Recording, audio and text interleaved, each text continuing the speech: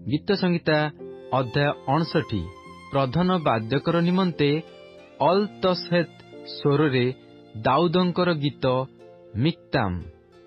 Saul लोक पठान्ते सेमाने दाऊदंकु बध करिया पई तांकर गृह जगी बसिवा समय रचित। हे मोहर परमेश्वर, मो शत्रुगण ठारू मते उद्धार कर। मो विरुद्धरे उत्थित लोकमानंक ठारू मते उच्चरे स्थापन कर। अधर्मचारी मानंक ठारू मते उद्धार कर। रक्त पिपासु लोकमानंक ठारू मते रक्षा कर। कारण देख, सेमाने मो प्राण पाई छकी बसंती।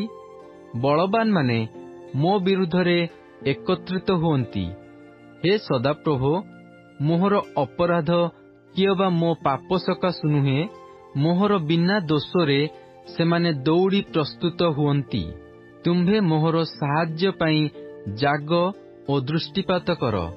हे सदाप्रभु, सैन्याधिपति परमेश्वर, इस्राएल परमेश्वर, तुम्भे ही अन्य देशीय समस्तंकु प्रतिफल देवा पाई उठ। कौनसी दुष्ट अधर्मकारी मानंकु दया कर नाही।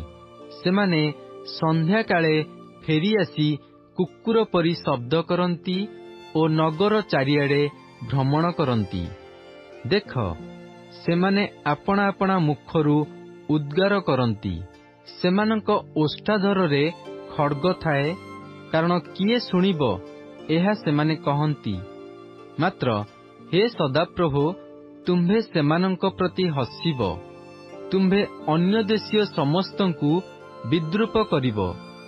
हे मोहर बल स्वरूप, मु तुम्भर अनुसरण करिबी। कारण परमेश्वर मोहर उच्च दुर्ग अटंती।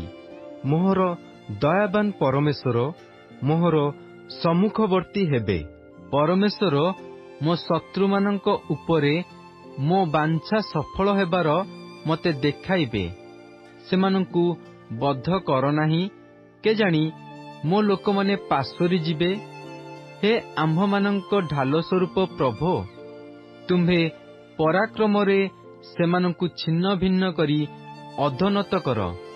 सेमानंक मुखर पाप ओ सेमानंक ओष्ठाधरर वाक्य, पुणी सेमानंकर कथित अभिशाप ओ मिथ्या सकाशु सेमाने आपणा आपणा अहंकाररे धरा जाउंतु।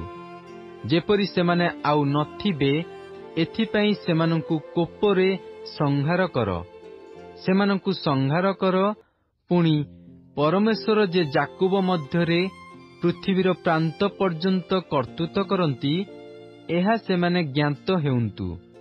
आउ सेमाने संध्या बेले फेरी आसी कुकुर परी शब्द करंतु ओ नगर चतुर्दिगरे भ्रमण करंतु।